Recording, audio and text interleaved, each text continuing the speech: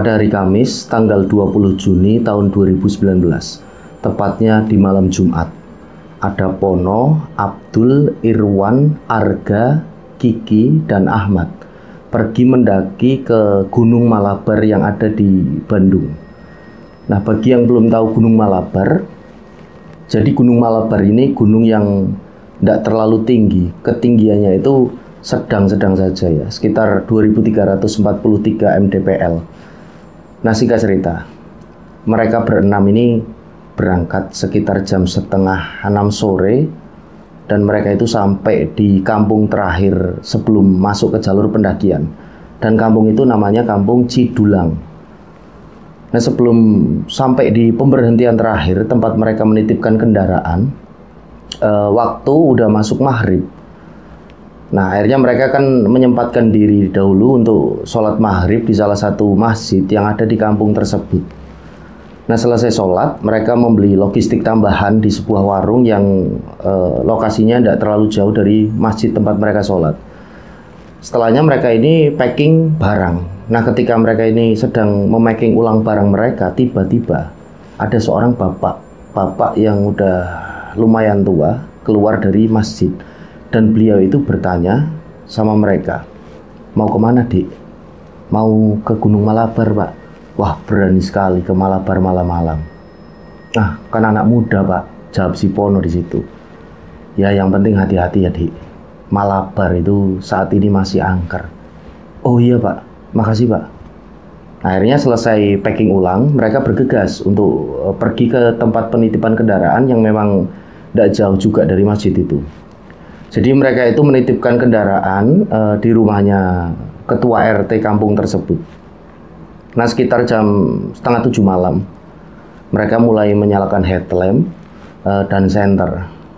Karena suasana hari udah masuk ke gelap. Dari 6 orang tersebut, mereka itu cuma bawa 2 headlamp sama 1 senter. Nah, sebelum mereka mulai mendaki, seperti biasa mereka berdoa bersama-sama ya, supaya mereka itu diberi keselamatan baik saat pergi mendaki maupun nanti saat pulang ya, turun dari gunung. Setelah berdoa, mereka mulai masuk ke jalur pendakian. Mereka masuk jalur pendakian dan berjalan melewati area perkebunan.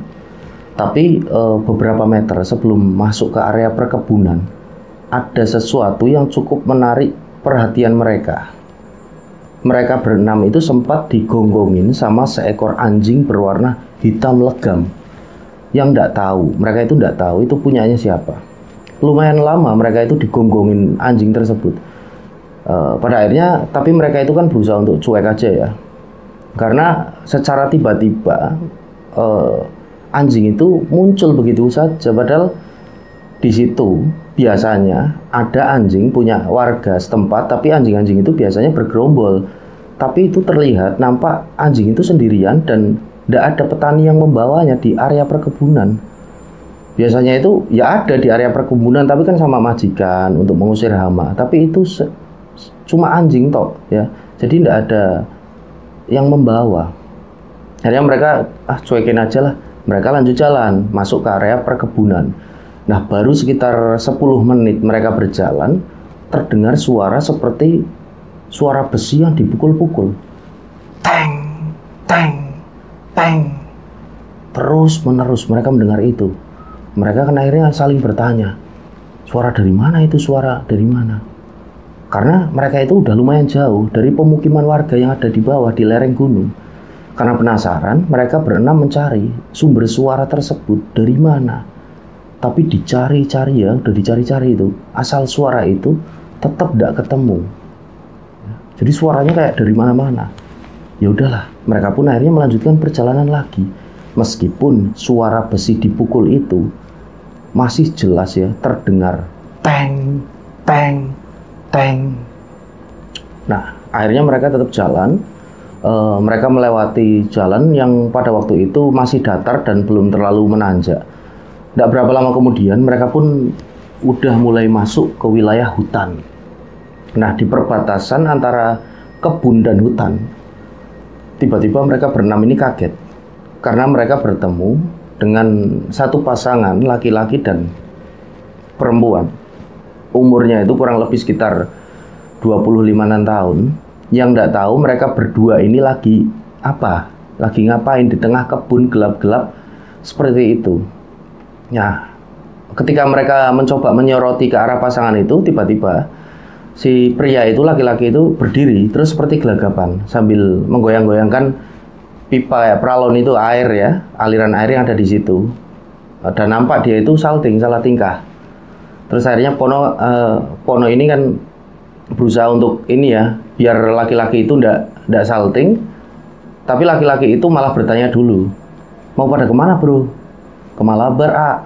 Oh ya, hati-hati ya. Oh iya, A. Mari. Mereka pun lanjut jalan. Sampai akhirnya itu, singkat cerita, mereka sampai di pos 1. Di pos 1 mereka merokok-rokok ya. Santai lah, bikin api unggun. Dan mereka itu masih ngomongin tentang pasangan pemuda-pemudi tadi yang mungkin berbuat ya mesum mungkin ya, karena ngapain ya, menurut mereka malam-malam gelap-gelap kok di tengah kebun seperti itu. Nah, di pos 1 Pono itu duduk agak misah dari teman-temannya yang lain. Nah, di pos 1 itu kontur tanahnya itu agak sedikit miring memang, dan dia itu duduk membelakangi teman-temannya yang lain sambil merokok dan melihat-lihat ke sekelilingnya dia. Nah, Pono itu mikir, jam berapa ya sampai puncak? Apa puncaknya masih jauh ya? Pokoknya Pono itu cuma mikirin puncak. Nah, sampai tiba-tiba pandangan dia, Pono, terpaku sama sebuah pohon yang ukurannya lumayan besar. Itu tepat beberapa meter di depan Pono. Nah, samar-samar di situ terlihat seperti ada sosok berwarna putih lagi berdiri itu di depan pohon tersebut, pohon besar tersebut. Nah, Pono sama pohon itu jadi tidak kehalang apapun ya. Jadi ini Pono, ini jalur, dan itu pohon. Jadi tidak ada pandangan yang terhalang. Dan tiba-tiba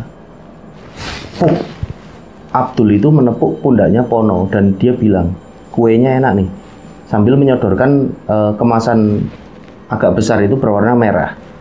Nah, Pono langsung mengambil kue itu dan tidak terlalu memperdulikan lagi ya tentang seperti yang sosok putih tadi yang ada di depan pohon.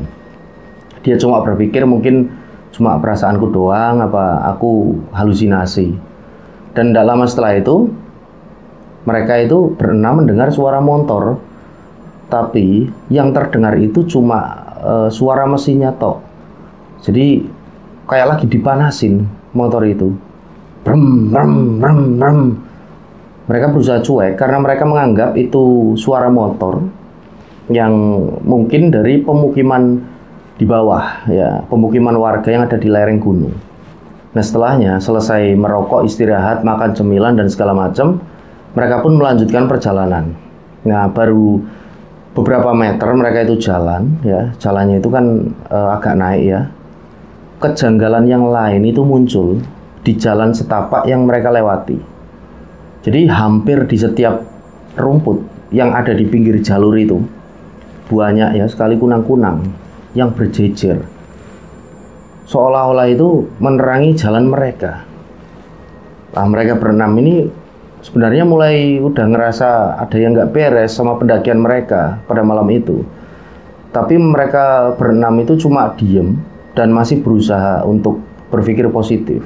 Mereka terus berjalan akhirnya sambil bercanda-canda, tertawa-tawa biar lupa sama hal-hal janggal itu. Nah, dari pos 1 itu mereka jalan, mereka mulai kebingungan sama jalan setapak yang mereka lalui. Jadi jalannya itu bercabang-cabang, seiring dengan hutan yang semakin lebat dan rapat. Dan yang bikin aneh lagi, di antara mereka berenam, si Irwan, Ahmad itu dan Abdul kan udah pernah mendaki ke gunung itu, ke Gunung Malabar sebelumnya.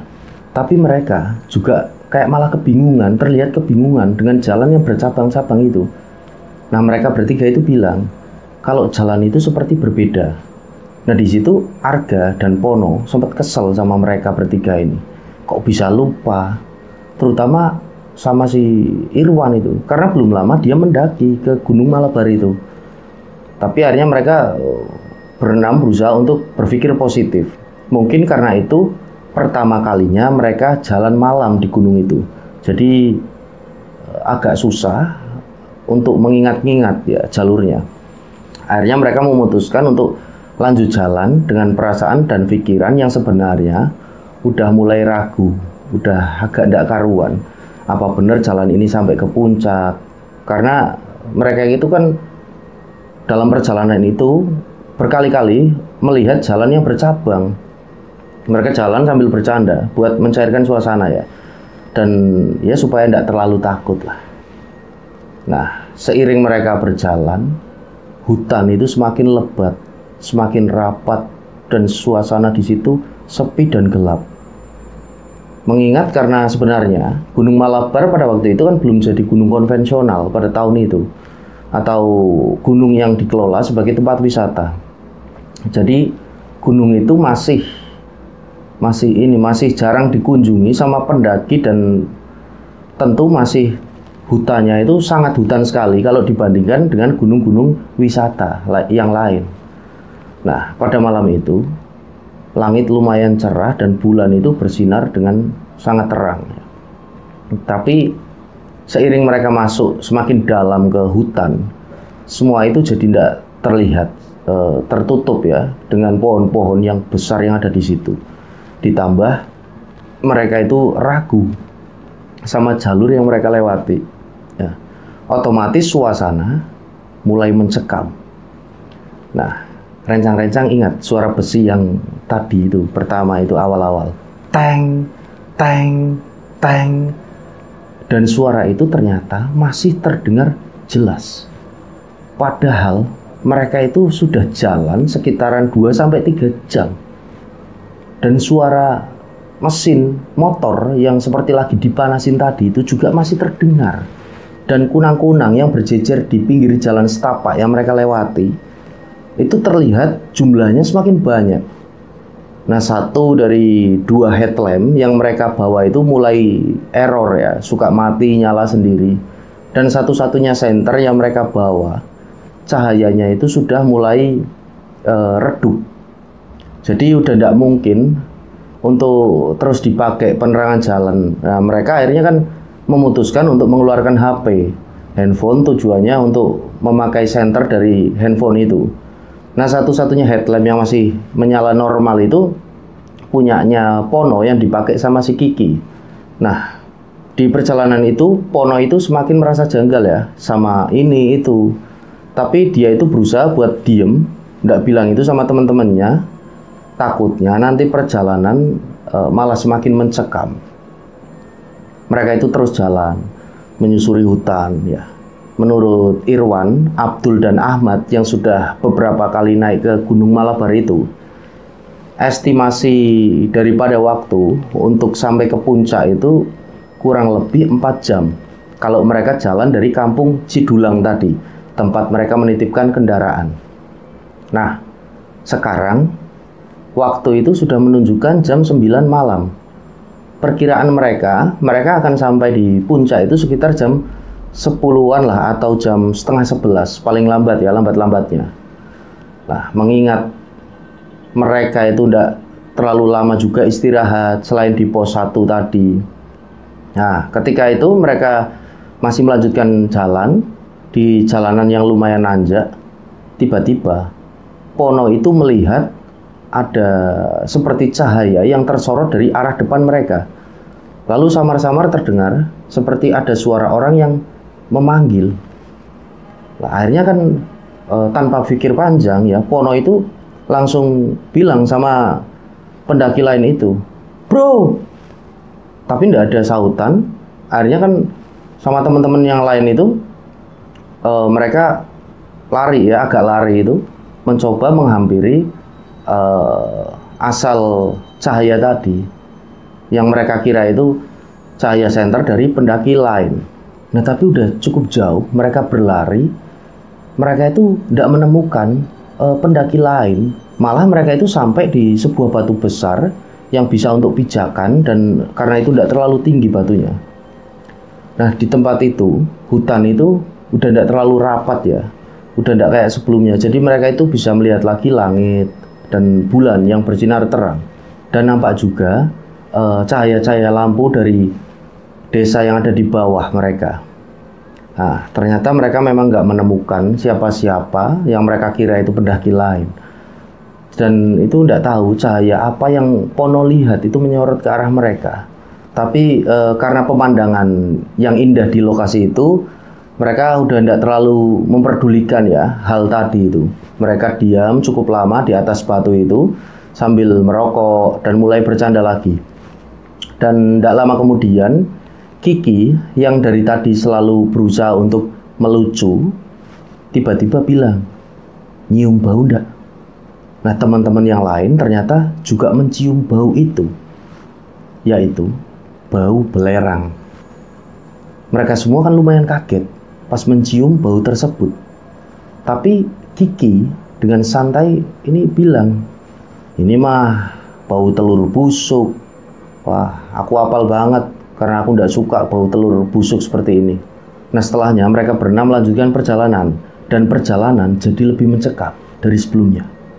Teng, teng, teng. Suara besi itu masih terdengar. Suara kendaraan, ya, suara mesin motor yang kayak lagi dipanasin juga masih terdengar.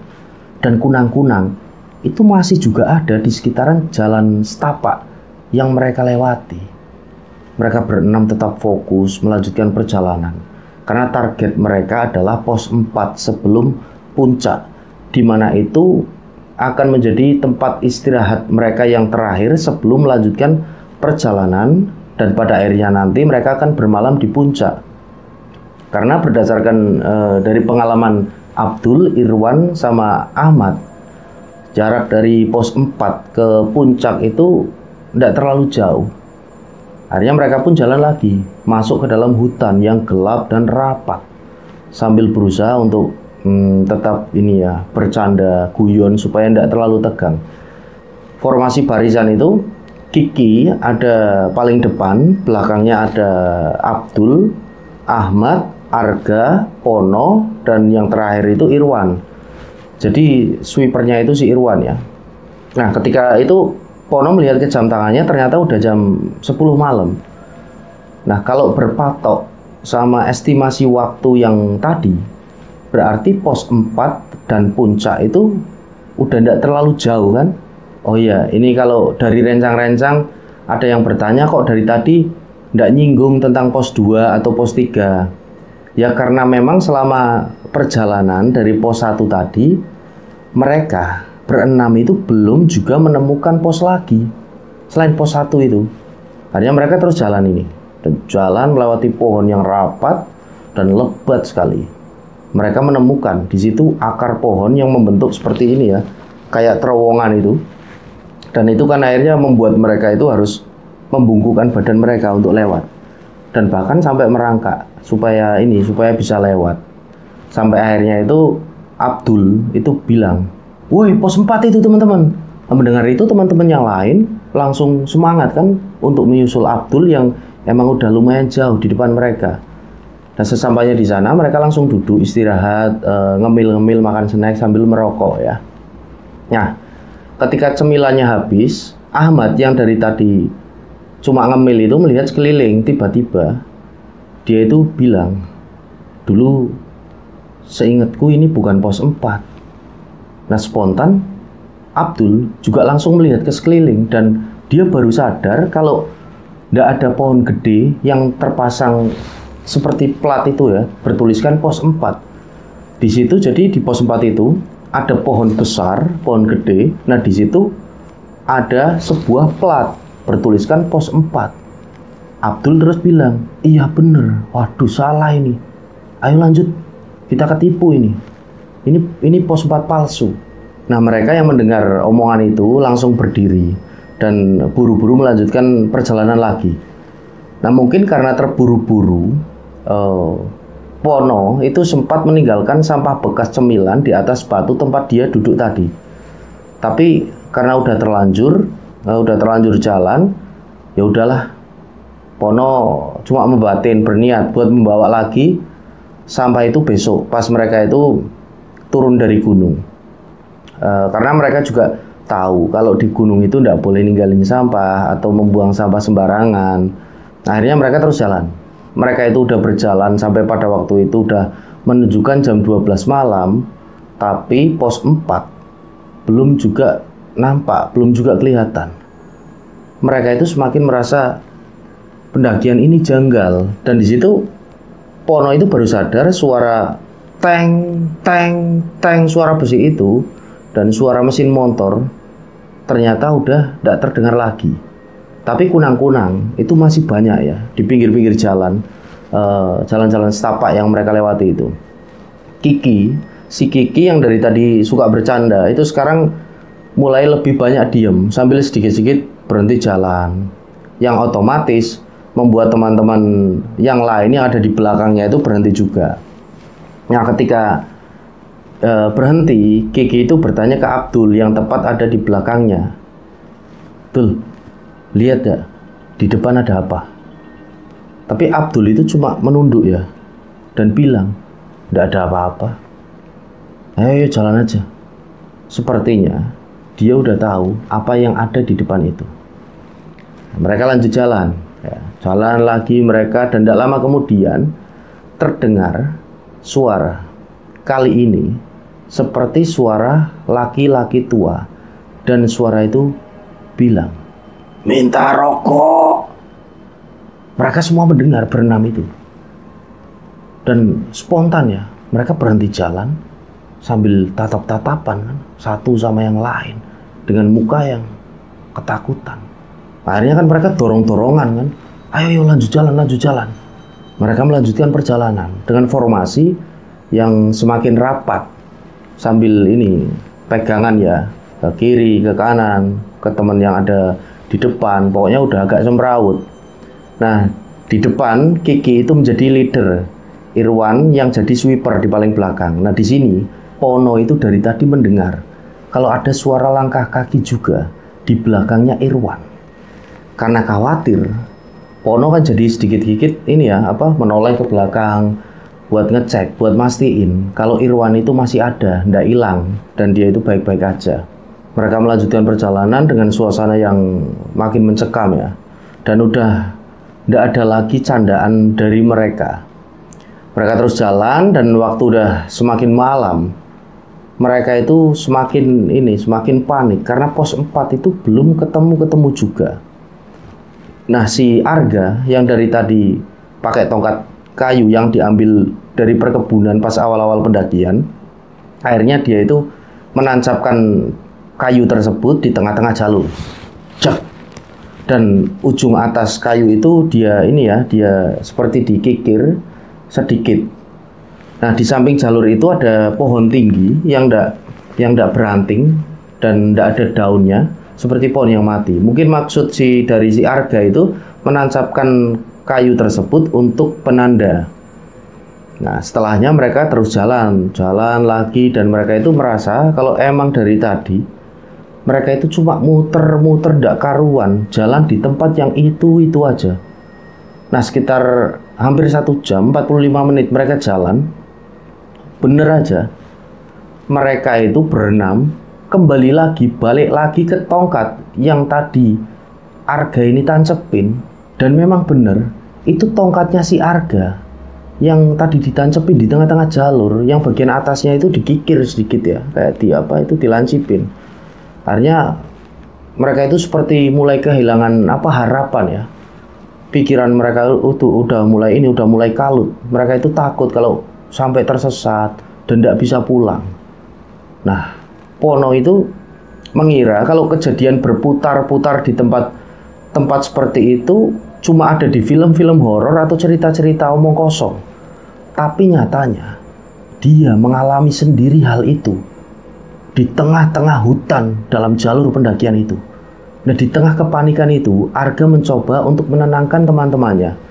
Dia itu bilang, udah, sekarang kita duduk dulu. Ayo kita berdoa. Mereka serentak kan duduk ya, memutar, mulai berdoa. Sambil diselimuti rasa takut. Hatinya mereka itu gelisah. Nah, setelah selesai berdoa, mereka sedikit berdiskusi.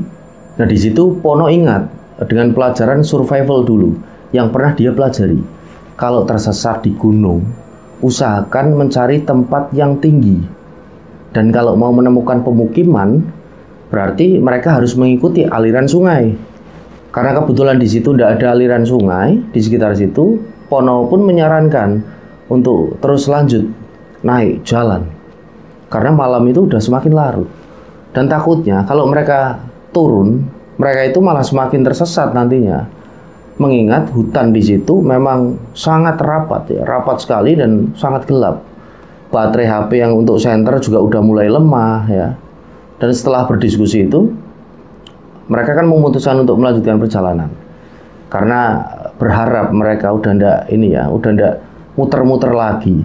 Mereka itu terus berjalan sambil berdoa, berzikir, berharap bisa sampai di pos 4. Dan tidak disangka-sangka setelah mereka itu terus kayak berdoa dan berzikir sekitar 15 menit, mereka jalan itu. Tiba-tiba mereka itu bertemu dengan pos 4. Alhamdulillah, mereka kan bersyukur di situ. Akhirnya mereka semua duduk, mereka istirahat. Dan memang benar, itu adalah pos 4. Sesuai yang Abdul katakan, kalau pos 4 itu ada pohon besar, yang di pohon itu ada seperti plat bertuliskan pos 4. Mereka pun akhirnya istirahat kan di sana, duduk sambil bikin api unggun. Irwan, Kiki, sama Ahmad duduk membelakangi pohon yang ada plat pos 4-nya itu. Sementara Abdul, Arga, dan Pono itu duduk di hadapan mereka. Nah, karena sudah tersesat berjam-jam, mereka memutuskan untuk istirahat di pos 4 itu. Karena waktu kan juga udah menunjukkan jam 1 malam. Jadi mereka melenceng 3 jam dari estimasi waktu yang mereka targetkan. Mereka udah capek banget. Irwan ini udah kelihatan ngantuk dan tidak sanggup lagi buat melek, buat begadang. Nah, setelah tenda berdiri karena perut mereka udah kelaparan pada waktu itu kan, Arga, Abdul, Pono mulai masak dari logistik yang mereka bawa. Nah, Irwan, Ahmad, sama Kiki memilih untuk tidur karena udah ngantuk. Nah, di pos 4 itu suasana yang tadinya tegang sekarang udah mulai agak mencair. Mereka udah bisa ketawa-tawa karena melihat Irwan yang tidur di situ sambil merokok ya. Jadi duduk kayak gini, rokoknya ada di sini. Mereka itu ketawa-ketawa ya. Nah, mereka di situ posisinya kan melingkar. 3 orang temannya tidur, 3 yang lain itu bercandain yang lagi tidur itu. Nah, mereka bertiga yang masih melek mulai makan-makan. Tapi di balik suasana yang udah mulai enak, Pono tetap ada perasaan seperti tidak enak. Dia itu merasa seperti ada yang mengawasi dari segala penjuru. Sebenarnya dia tidak nyaman kalau mesti bermalam di pos 4. Tidak tahu kenapa, tapi karena teman-teman yang lain udah kecapean, Pono kan tidak boleh egois. Tidak bisa dipaksain untuk lanjut kan. Nah, setelah selesai makan, Pono dan Abdul itu menambahkan kayu ke api unggun supaya apinya tetap menyala. Irwan sekarang udah benar-benar tidur di posisi duduknya itu. Arga sama Kiki kebangun, dia ngobrol-ngobrol, akhirnya sambil ngopi. Tapi Ahmad itu kan dari tadi cuma nunduk gitu ya. Jadi diajak ngomong itu tidak respon. Dia nunduk, matanya itu masih terbuka tapi. Jadi artinya dia itu tidak tidur. Tiba-tiba Kiki bilang, arah jam 12. Arah jam 12 bro. Apaan sih? Arah jam 12. Nah, Kiki bicara seperti itu sambil menyorotkan senternya ke arah yang dia maksud. Akhirnya kan yang ada di situ menoleh ke arah sorotan senter dari si Kiki. Di situ mereka melihat ada 2 sosok yang berbeda. Arga dan Pono melihat sosok kakek-kakek tua yang berdiri sambil melihat ke arah mereka. Sedangkan Kiki dan Abdul melihat sosok perempuan berambut panjang, memakai pakaian warna putih tapi kumel kotor. Rambutnya juga panjang awut-awutan, mukanya itu samar-samar terlihat, tapi menatap jelas arahnya ke arah mereka. Dan tiba-tiba perempuan itu melayang di sebelah pohon besar dan lama-lama menghilang. Cuma Irwan dan Ahmad yang tidak melihat 2 sosok tersebut. Mereka kan mulai panik yang melihat dan tidak tenang. Mereka mikir kalau mereka itu tidak akan aman di situ. Kalau tetap bermalam di situ mereka tidak akan aman. Tidak lama kemudian Kiki yang duduk di paling kiri di antara jajaran Irwan dan Ahmad melihat sosok cewek. Mukanya itu rusak, berantakan. Jadi si Kiki melihat sosok tersebut seperti ini, lagi nyender di kerilnya, di sisi kirinya si Kiki itu. Sosok itu nyender sambil dia itu menatap ke arahnya Kiki. Kiki kan di situ langsung merem ya, bisik-bisik manggilin Abdul, Dul, Dul, Dul. Akhirnya Abdul itu ditarik tangannya dan jongkok di depannya Kiki. Seketika itu pula Abdul itu juga melihat tadi sosok tersebut, perempuan yang mukanya pucat dan rusak. Mereka berdua panik ya, takut. Mereka berusaha buat disimpan aja, tidak ngasih tahu yang lain. Terus memutuskan untuk mengajak teman-teman yang lain melanjutkan perjalanan saja ke puncak. Arga di situ juga berpikiran sama.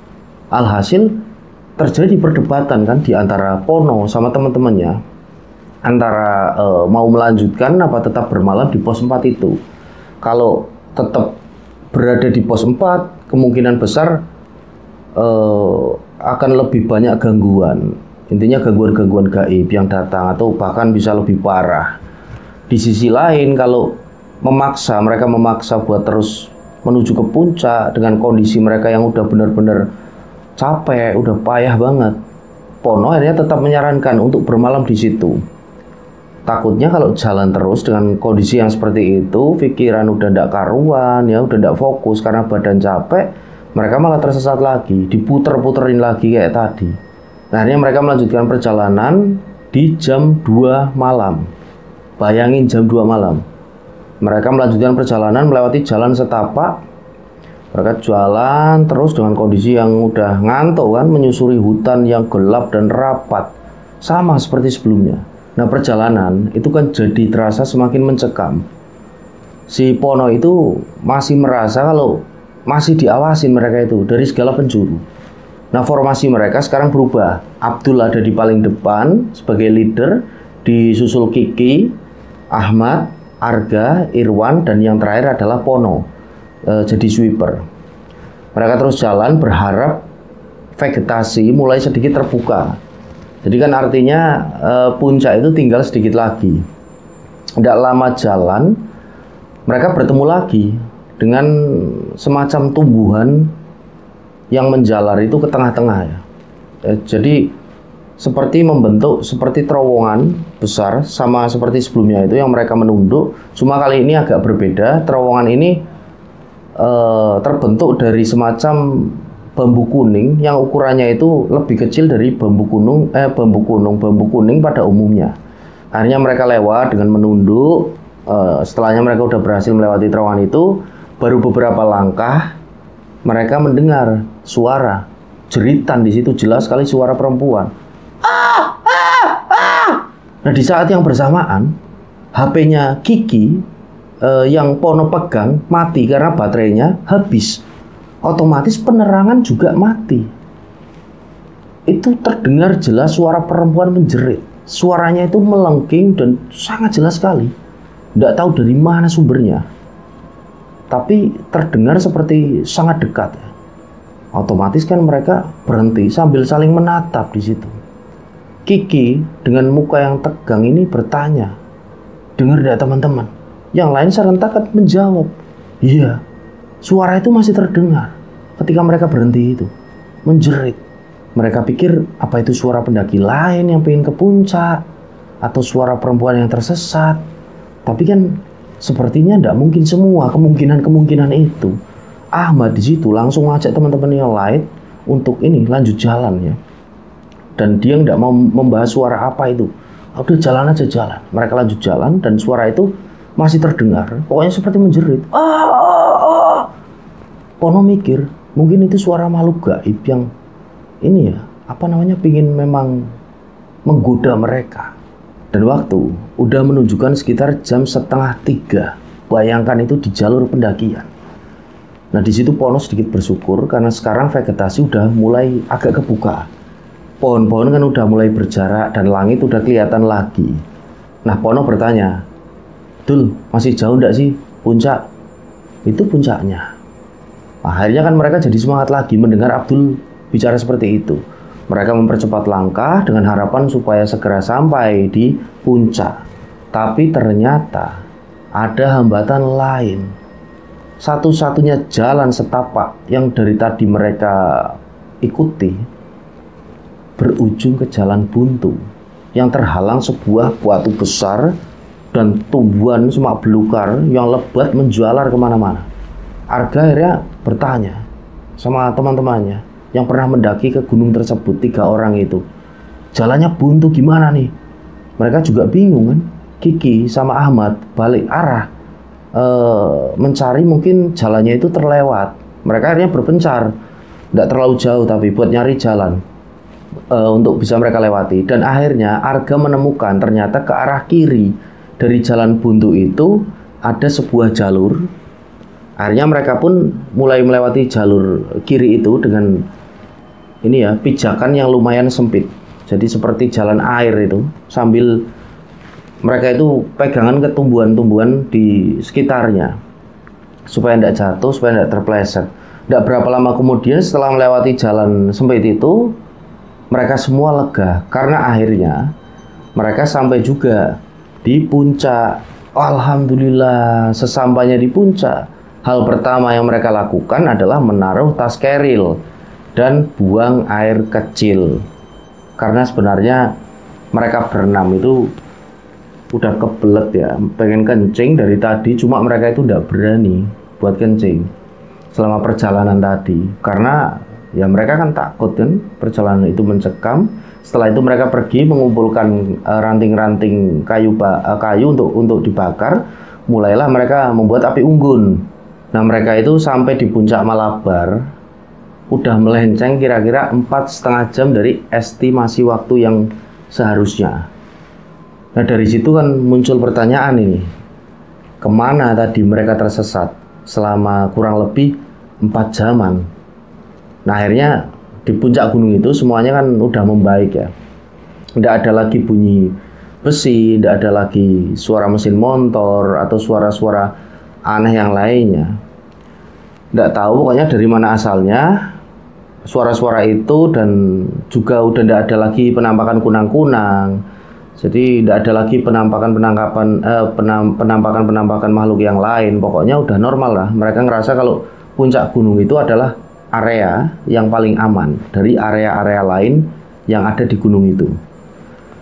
Mereka berenam mulai berani bercerita tentang kejadian-kejadian janggal yang masing-masing dari mereka itu lihat, dengar, atau rasakan. Nah, di situ mereka duduk mengelilingi api unggun. Terus Irwan membuka obrolan, membuka pembicaraan. Aku sebenarnya pengen kencing, pengen buang air kecil sejak dari bawah, dari sebelum kita mencium bau belerang. Tapi aku tidak berani buang air kecil, soalnya seperti ada yang mengikuti rombongan kita di belakang.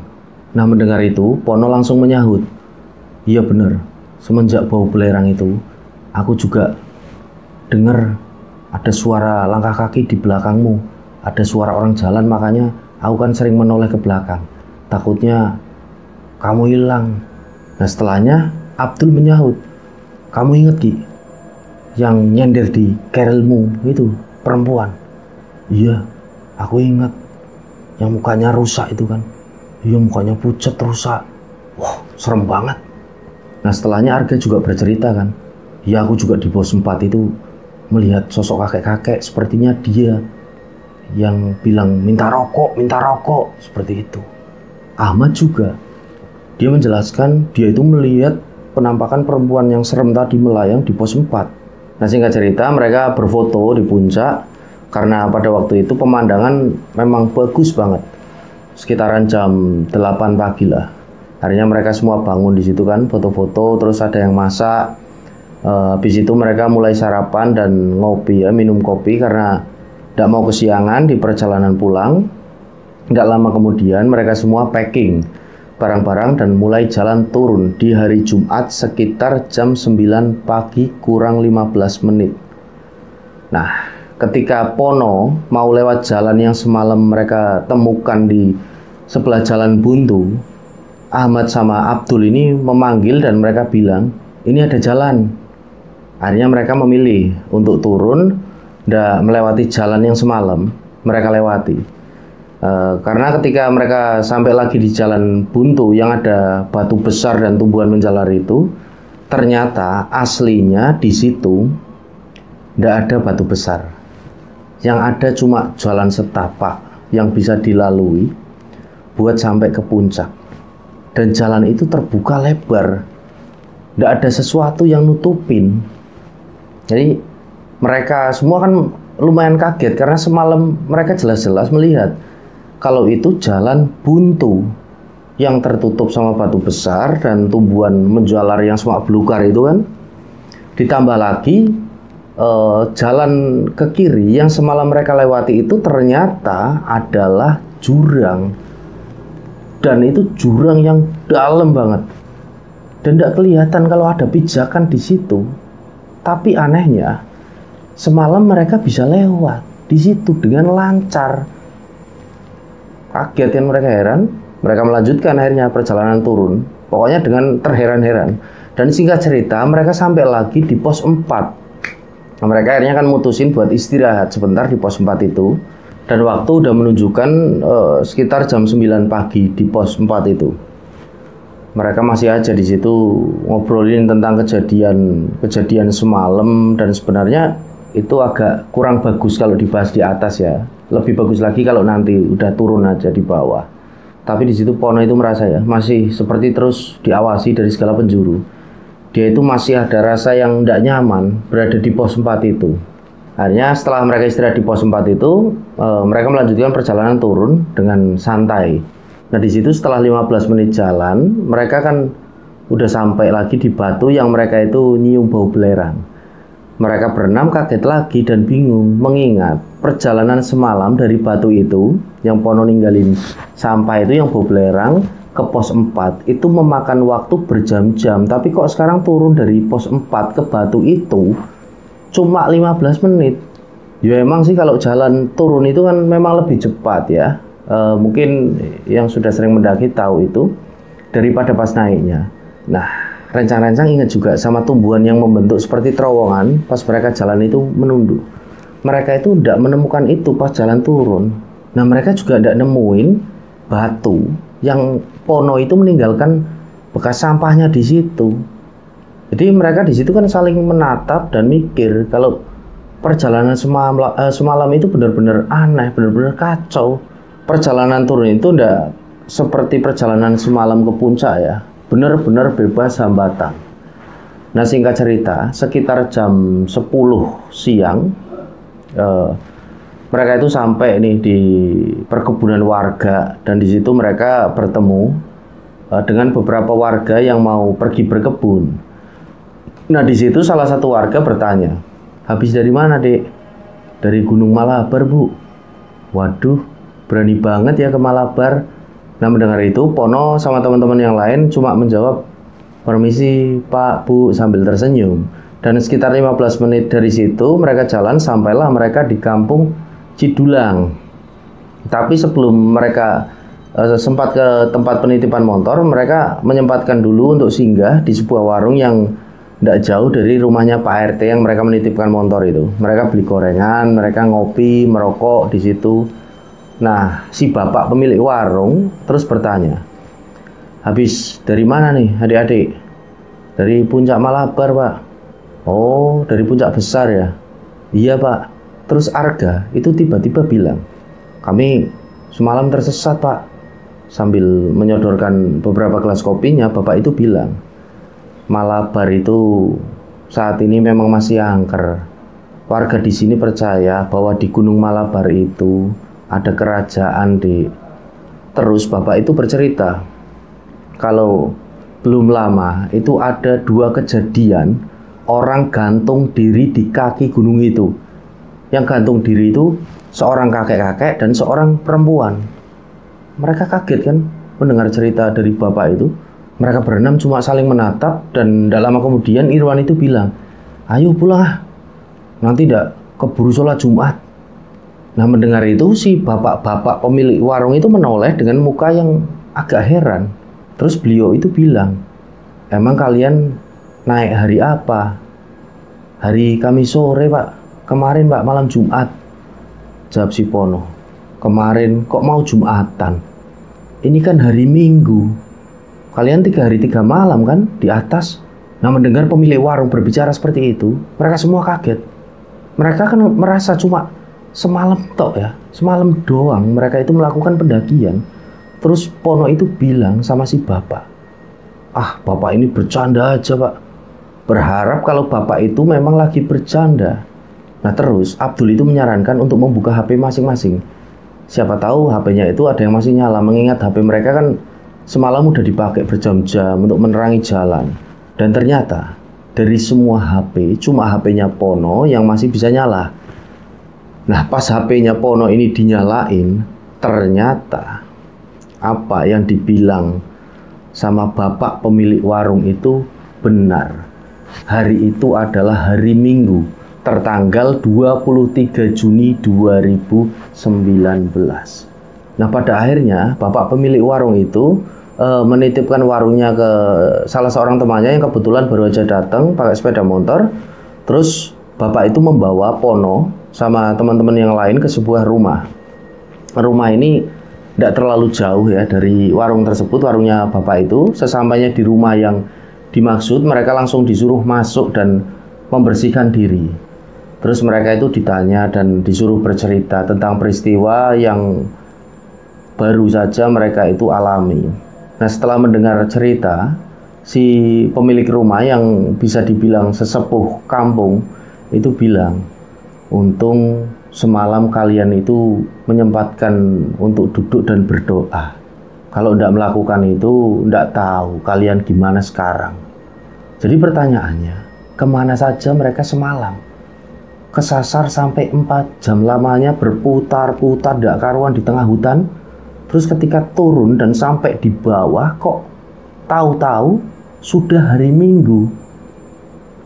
Atau mereka itu sempat pindah ke dimensi lain, karena setahu saya ya, dimensi lain dengan dimensi kita itu kan memang ada perbedaan waktu mungkin ya.